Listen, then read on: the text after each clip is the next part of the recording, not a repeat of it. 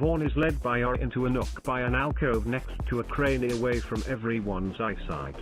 That's when you stuck Vaughn with a major tranquilizer. He flops into the... You proceed into the crane and up the stairs. Who are you? Owen asks while tapping the patch of skin behind his ear.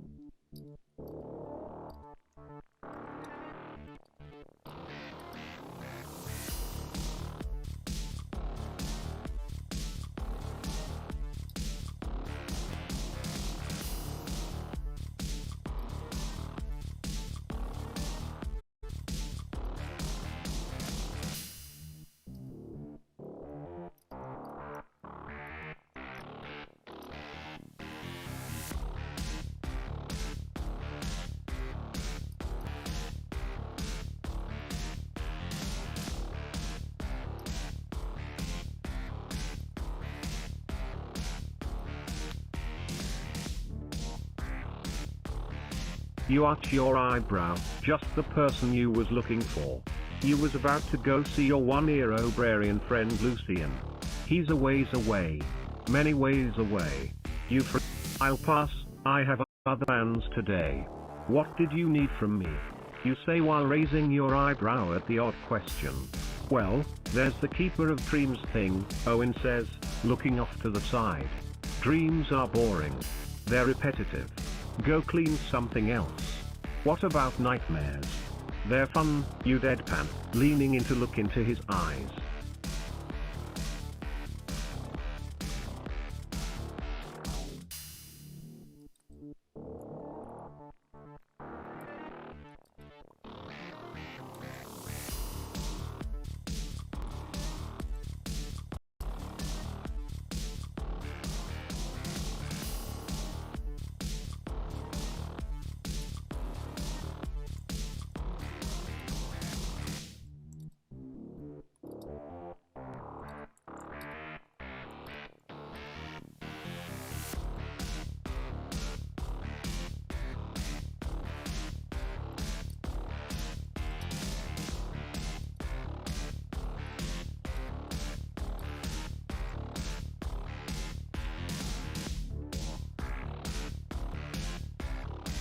You say, you know what? If you think of something, just text me, my phone plan has coverage there. I'll have info for you about your dreams in no time. I'll text you about the nightmares. The dreams I can't help you with, Owen says after a pause. The two of you walk through the small checkpoint leading to the tram that will take you to the dissemination department of the Keepers of Dreams. Are you sure you're ready for this? You seem nervous, Owen asks as he strides across the room with purpose towards the door.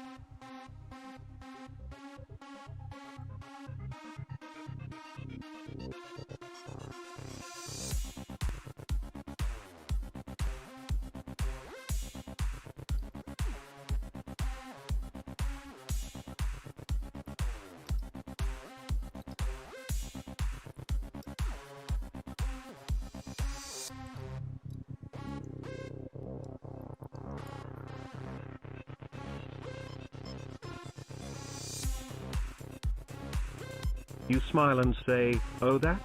Oh, my sweating and darting my eyes around is to deflect you from the pseudo-doppelganger I just neutralized. I got a question. I had a feeling, you're lucky I'm trusting you. That's the last of the interrogators. Maybe after we understand his stuff and your character's concepts more clearly we can switch to adventure mode. Got any plans? Yeah, I'll tell you about it on the tram, Owen says as he strolls towards the door of his office. You follow close behind and soon enough you're in the dim hallway that almost leads to the tram stop.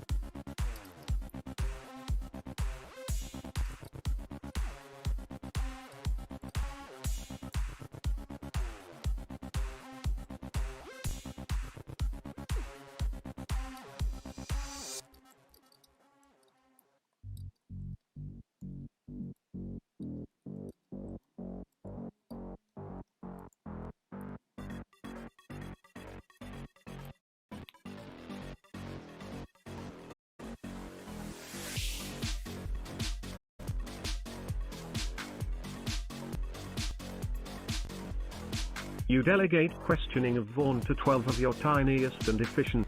You set your swarm free and quickly learn that Vaughn's wearing an important looking ring. You look at it. The ring bears a simple iconography. The agents used to wear these rings as symbols of their secretive organization.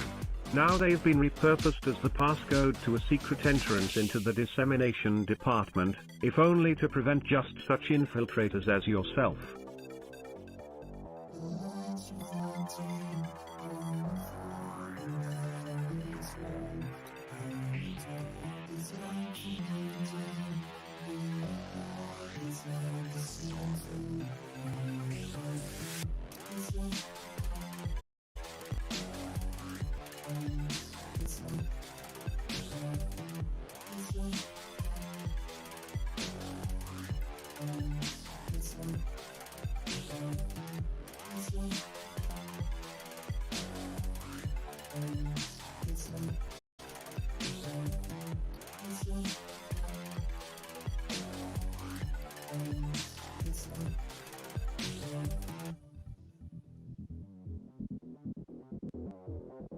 You think, swarm, bring that ring to you, equip it on your finger.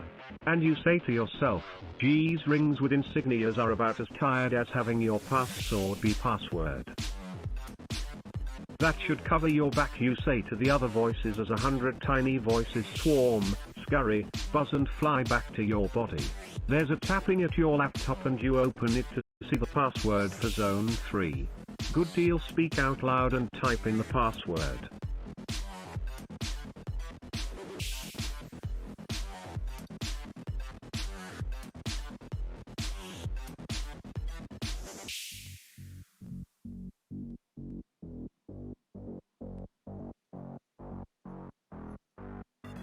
You type password.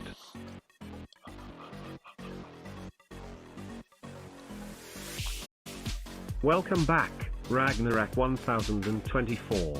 Your laptop auto connects to the 13 meters pipeline as soon as you turn it on. Very convenient. You load up Algorathos, damned souls, and land in the middle of a battlefield. Hundreds of orcs beat down upon a single dwarf, who stands defiantly with a broken axe in his hands. He lets out a hearty battle cry and runs forward into the fray.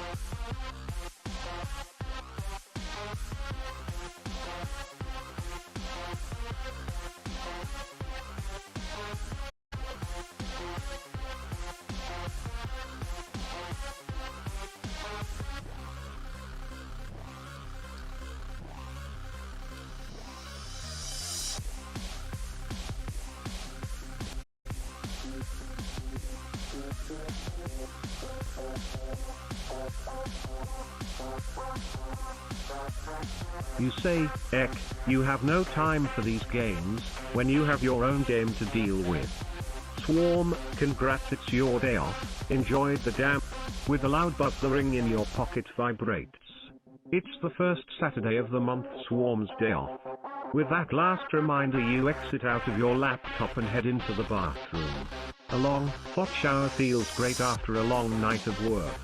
After toweling off, you walk back into the bedroom and throw on some old jeans and a faded hoodie.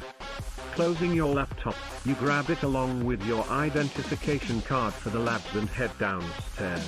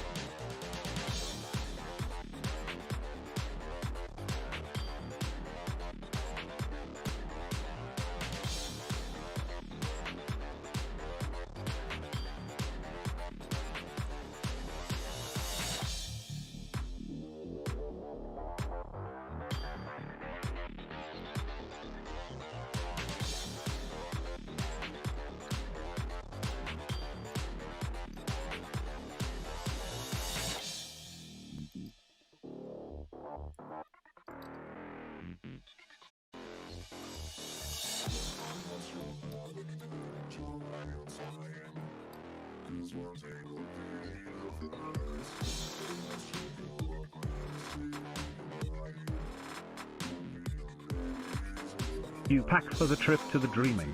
On the wall you see a large black feather hovering in glass.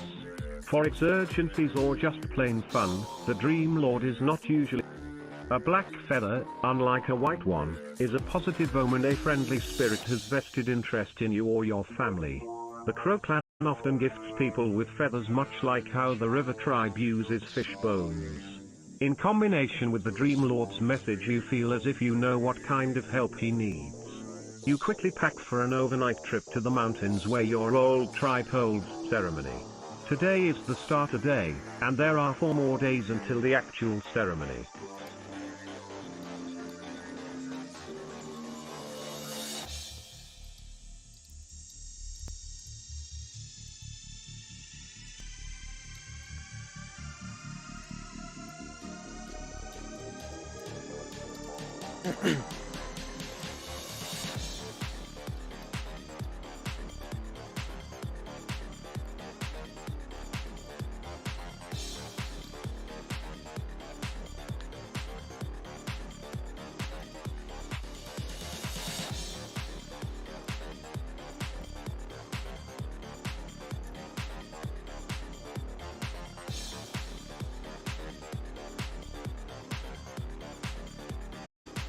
But you are not attending.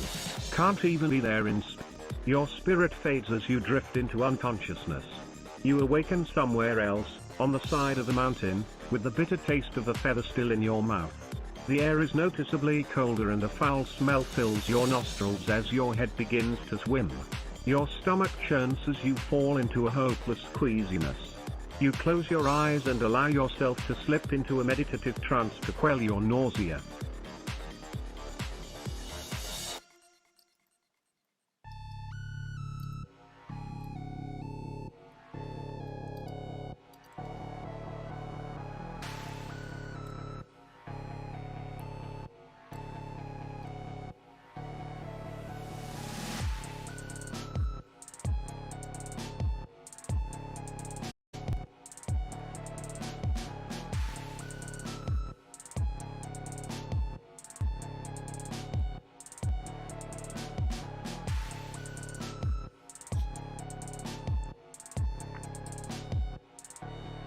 You sigh in relief, much better, and now the beauty melts into Dream's fortress. Thick stone walls surround a tower that pierces the clouds. Thousands upon thousands of books line the walls. A stairway spirals up through a hole in the ceiling, providing access to more books in the loft. The entire fortress twists and turns in endless patterns, similar to how your mind does when you try to focus on unraveling its mystery. Endlessly entertaining for you, but it's not as if you live here, you just visit occasionally.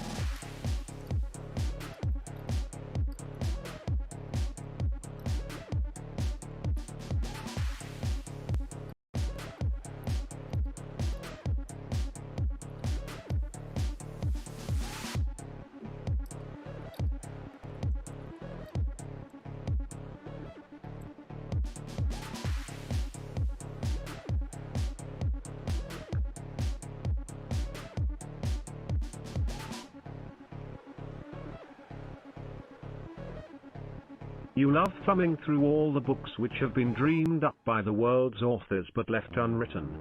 Aristotle. You hear the patter of small feet approaching. The door bursts open and in walks a small figure with horns and a tail. You immediately recognize him as a young devil. "Hello, Lucian," you say, turning away from the bookshelves to look at him. He stares at you for a few moments, studying you, deciding whether you are trustworthy or not.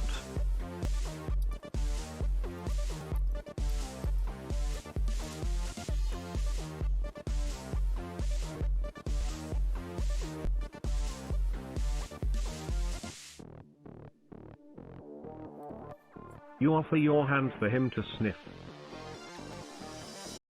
He extends his claws, slowly, as to not scare you. You hold out your hand and he brings his nose up to it. He smells you from your palm to your elbow. His cold, slimy nose reminds you of a dog, but this isn't any dog, it's a devil. Then he bites your arm hard. You yelp in pain but try not to pull away since that is what he wants.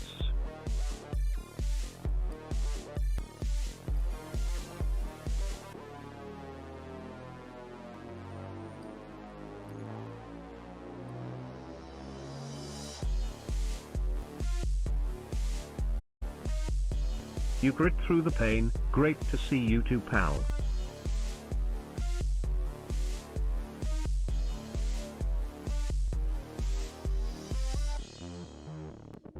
He steps back and seems pleased with himself. "You're staying?" he asks, a smile spreading across his face. He has grown so much since you saw him last. He has long since outgrown the tank that Chief Dr. Lena was keeping him in. Although he still isn't completely full-grown, he should reach his adult size by age 13, only 3 years away. A familiar voice calls from the door, "Lucian, who is oh my?"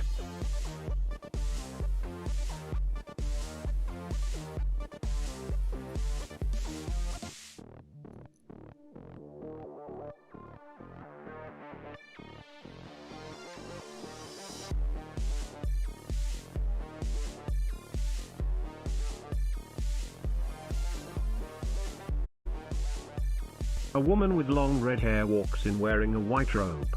I'm sorry. I'll come back later. No, it's fine, you say. You're his mother, right? She nods and you stand up, staring at her intently. You have so many questions to ask her but you don't know where to start. Why are you looking at me like that?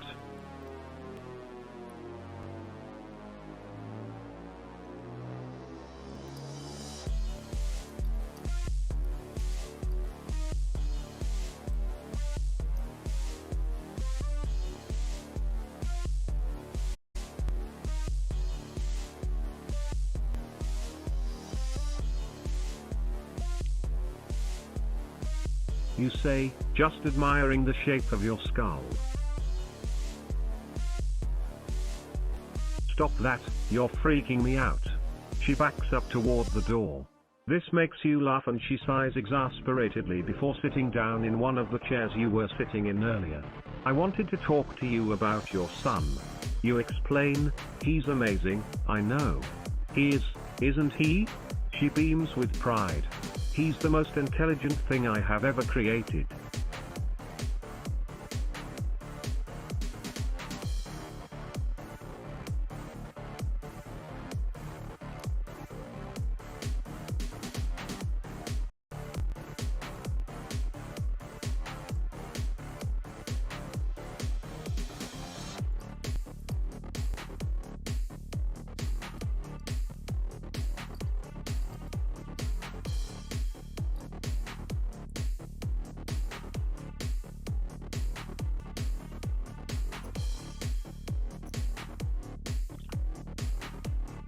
You become curious, and who is the least intelligent?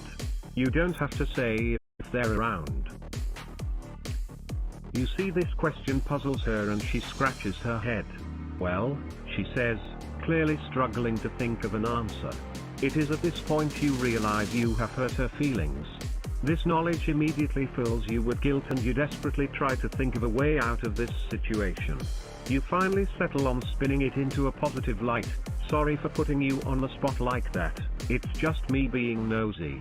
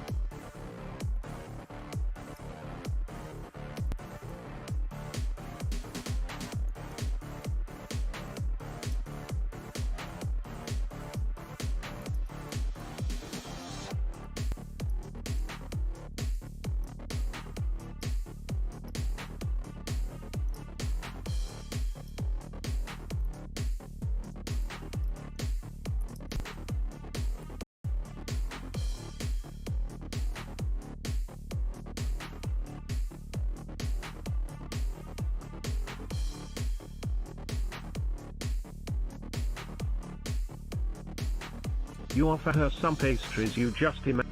I'll take some coffee please. You pull your red scrubs out of your pack and after pouring 2 cups of the steaming black liquid, you hand one to her. Now I'm curious, why do you wear these? She asks, studying her outfit carefully. Do all humans need such heavy clothing?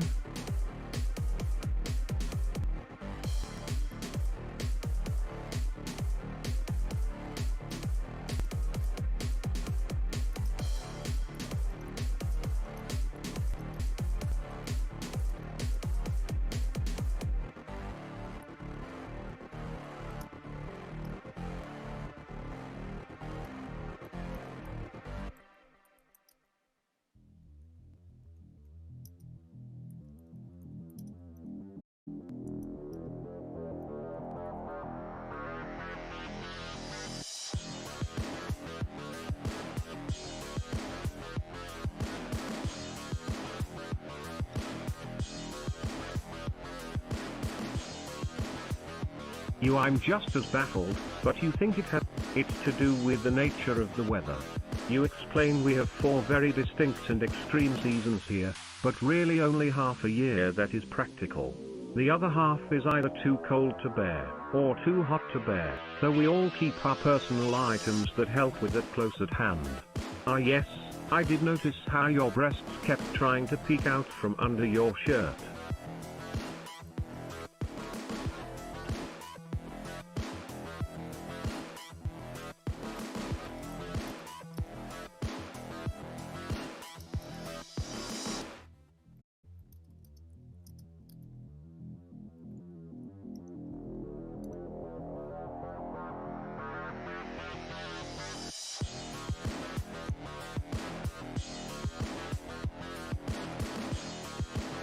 You sorry I'm a Sagittarian, and we are said to have no.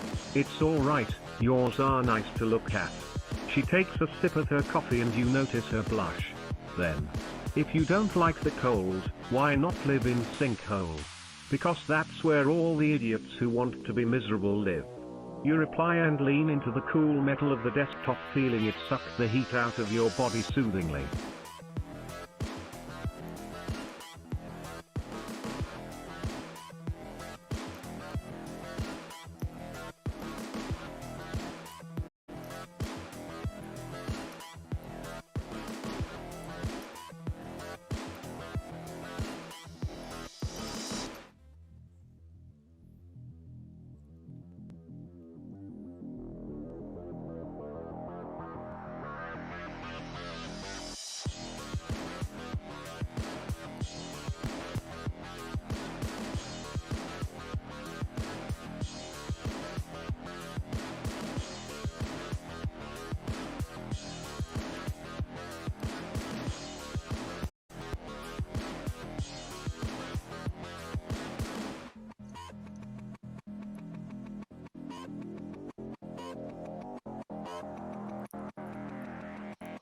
You wait, enjoy the coffee, you have to run up and see Lucian about a project, you'll be back in a bit.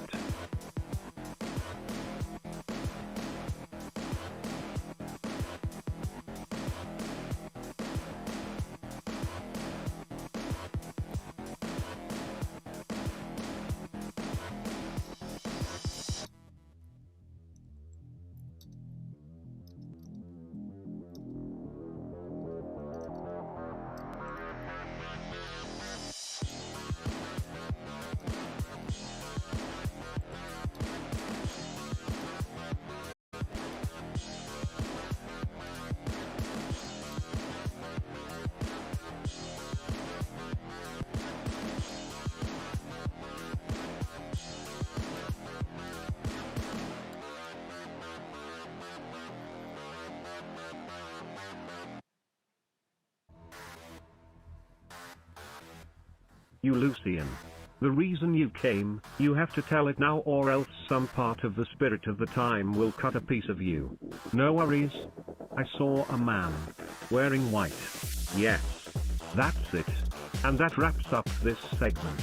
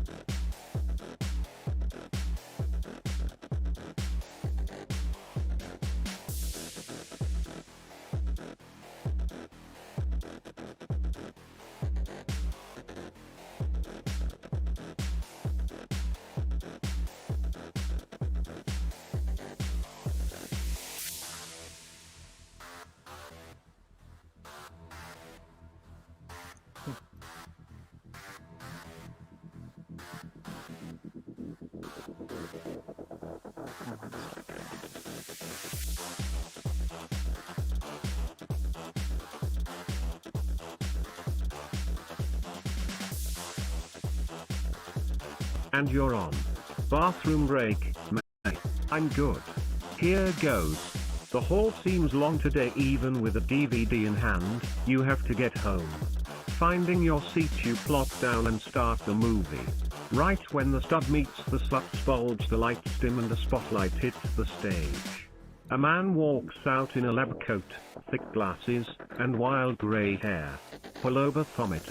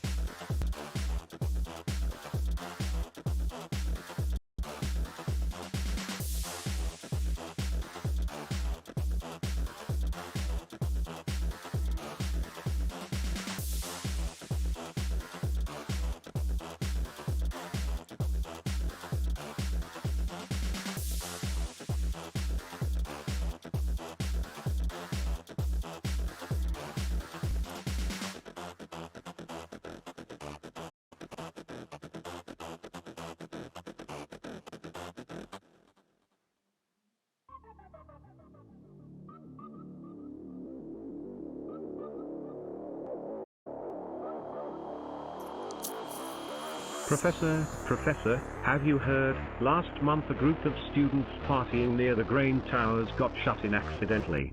They played beer pong and tried to see how long they could go without going to the bathroom. For 3 days straight they didn't leave, they just continued playing and eating burritos. Isn't that right, Officer Noose? That's true. Officer Noose agrees.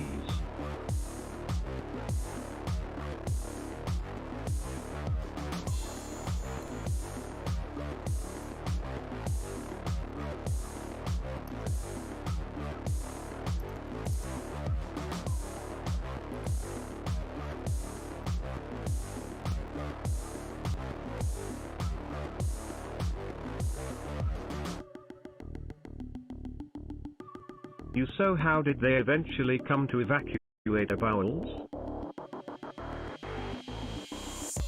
Officer Noose blushes. The two engineering students got so desperate that they tried to drill the door open. Officer Noose leaves. Gruesome TV stays, and you flip to watch cartoons before bed with your roommate who is making little designer notes for a pillow she intends to embroider.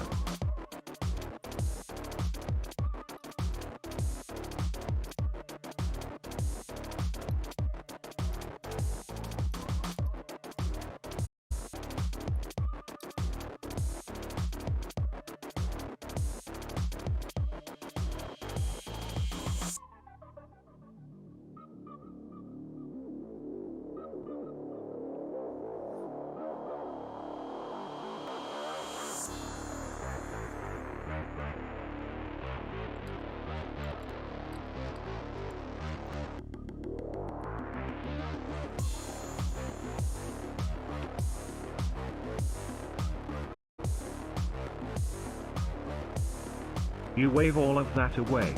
Lucian, things are getting slippery here. Meet with you at your library. Lucian smiles meekly, shrugs nervously, and waves goodbye with a glint in his eye. You know he is up to something. Maybe he wants to order a large amount of supplies.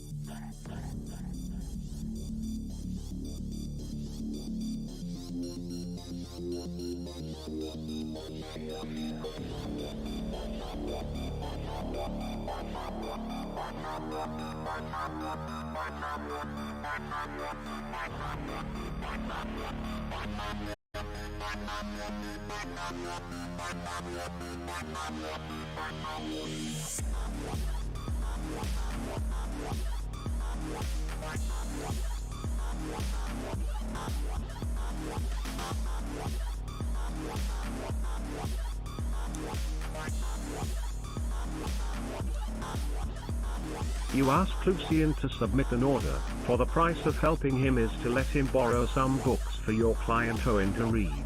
You brief the officer on the rough past year. You spend the time waiting for Owen, rereading Jane Austen. Owen walks in with a hardcover novel, a smug look on his face. You grin, this must be it. I found something you need to see, he says, holding up the book. We should go. The boys lead you to your office.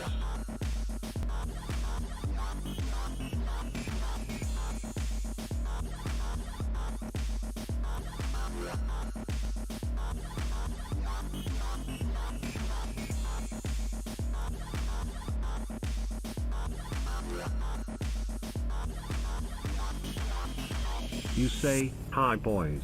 What's up?"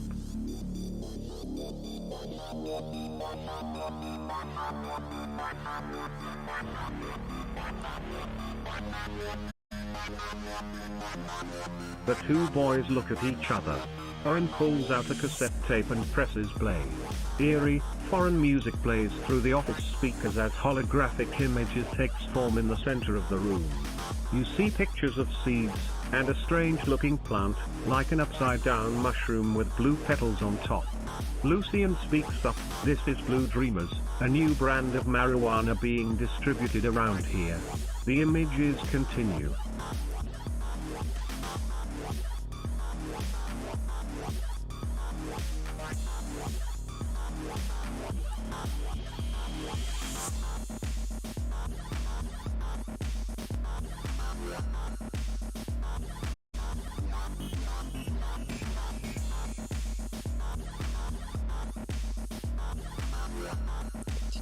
Continue images.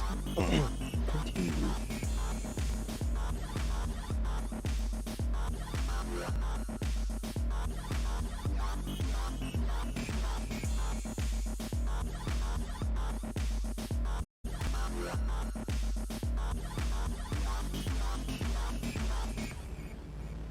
Alright, if it goes, I don't know what to do, I'm gonna take a break because I'm tired. Yep, taking a break. This was not all that eventful. Haha. Ooh, dude. Alright, be back. Will Lucian do things that is requested of him? Will anyone do things that are requested of him? Tune in.